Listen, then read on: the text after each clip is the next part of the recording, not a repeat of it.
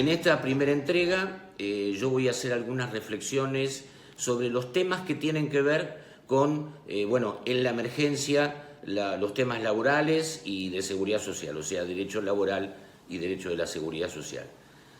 Aquí, tenemos que, para empezar a ubicar la cuestión, podemos decir que hay dos etapas claramente diferenciadas,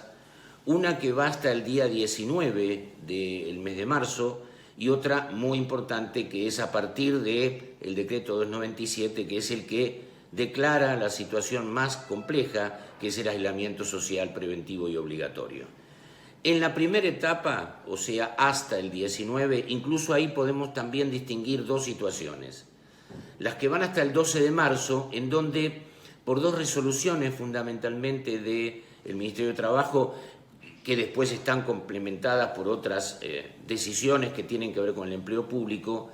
el Ministerio de Trabajo dijo, que en aquellos casos, identificando la situación de emergencia, en donde se identificaran grupos de riesgo, los viajeros, después se agregan las embarazadas, las personas mayores de 60 años, tenían la posibilidad del trabajo a distancia, como se llama, o teletrabajo, vamos a ponerle trabajo a distancia, trabajo desde el hogar, que parece un término un poquito más abarcativo. Y en ese caso lo que sucedía era que estas personas podían trabajar a distancia porque tenían que cumplir, o en ese momento todavía era voluntario, hasta las resoluciones 178 y 184 es situación voluntaria de trabajo en el hogar, y obviamente, con carácter licencia especial y por supuesto con la remuneración íntegra, normal y habitual, y yo le agrego legal y convencional. Así que esta es una primera etapa. Hay una segunda etapa a partir del 12 de marzo, ahí se dicta el decreto 260 del 2020, que es el que alarga por un año la emergencia sanitaria que había sido dispuesta por la ley 27.541. Esto ya es un cambio importante, porque aquí a partir de este momento, del decreto 260, ya la cuestión de los grupos de riesgo se torna de voluntaria en obligatoria. Y hay dos resoluciones del Ministerio de Trabajo, 202 y 207, que lo que hacen es transformar esas relaciones a distancia en relaciones de carácter obligatorio, porque obviamente la emergencia sanitaria es mucho más fuerte en todo caso que la situación anterior. Tengamos en cuenta que estamos hablando de situaciones absolutamente dinámicas y que todos los días van cambiando. Entonces el dinamismo provocó que haya distintas etapas. En esta segunda etapa, a partir del 12 de marzo, con estas resoluciones se transforma en obligatoria la situación de permanecer en el hogar, llamamos entonces trabajo a distancia, de las personas de los grupos de riesgo. Esta etapa muta otra vez y muta a partir, obviamente, del decreto 297 del 2020, que es de la noche anterior del 19, cuando el presidente anuncia la medida, y a partir de las 0 horas del día del 20 de marzo se produce el decreto 297, que lo que establece el aislamiento social obligatorio, o sea, tenemos que quedarnos en casa. Esto provoca entonces inmediatamente que el mismo decreto dice que las personas, los trabajadores y trabajadoras, deberán permanecer en el hogar, para lo cual lo que hace es instrumentar a partir de su artículo 6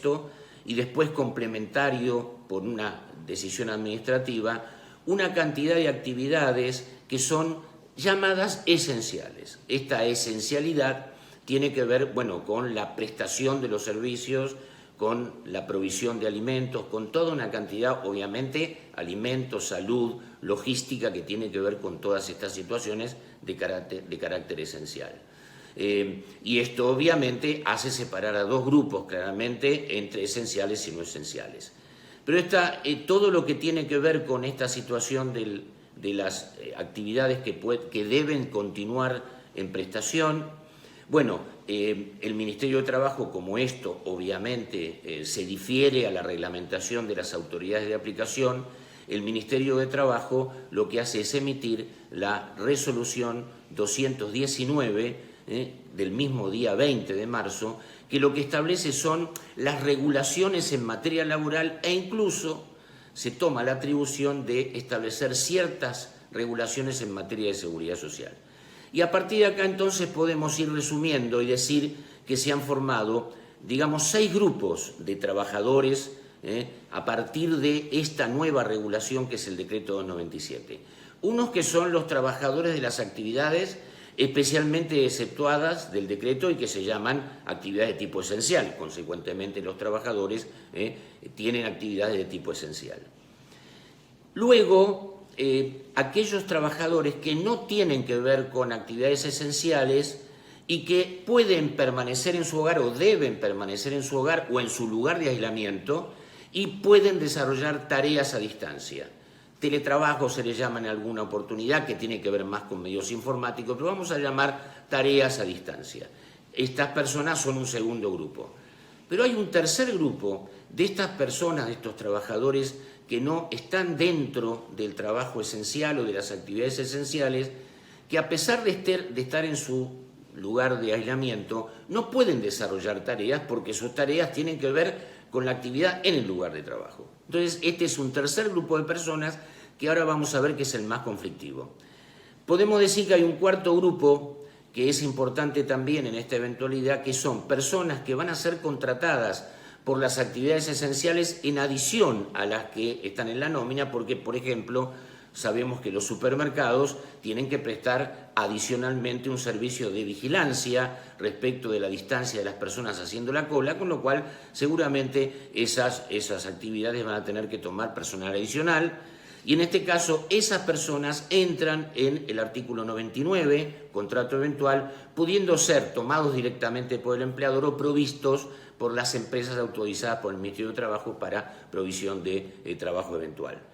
Hay un quinto grupo que yo identifico que es aquel personal que está ubicado fuera de estas situaciones. Por ejemplo, una persona, un trabajador que el día 2 de marzo había pedido su licencia ordinaria en los términos del artículo 150 y subsiguientes de la Ley de Contrato de Trabajo y que su licencia anual dura un mes. Entonces, esa licencia va a estar entre el 2 de marzo y el 2 de abril. Consecuentemente, bueno, en principio, como esta situación de aislamiento está durando hasta el 31 de marzo, por ahora, bueno, esa persona con una licencia ordinaria está por encima de estos grupos y tendrá las situaciones que tiene que tener de acuerdo a su situación laboral y seguridad social también. Y por último, los que habían ingresado en la cuarentena, o sea, estos que eran de la primera etapa y que tenían que estar 14 días y que ahora tienen que cumplir primero esos 14 días y luego se integrarán a los demás grupos. Acá lo importante decir es que todos los otros grupos tienen tareas y tienen remuneración íntegra respecto de la remuneración normal y habitual y también en materia de seguridad social. El único grupo que tiene una situación muy especial es este que nosotros llamamos tercer grupo, que tiene que ver con las personas, trabajadores y trabajadoras que no desempeñan actividades de las llamadas esenciales, que están en casa y no pueden trabajar. ¿Por qué? Porque su actividad es solamente en lugar de trabajo. Para estas personas, este grupo, se ha reservado una situación muy especial que es, y que va a tener muchos conflictos, que esa remuneración normal y habitual se transforma en no remunerativa a los efectos laborales y en materia de seguridad social lo que va a suceder es que van a aportar y contribuir el empleador solamente a 3 subsistemas, al sistema de salud integrado por la ley 23660, obras sociales, y 23661, seguro de salud, y también a el instituto, o más conocido como PAMI. Con lo cual tenemos que este tercer grupo tiene una característica muy especial, que tiene una contraposición, porque se queda en casa, no trabaja, y si nosotros hacemos el cálculo, en todo caso su salario de bolsillo, por tener menos aportes,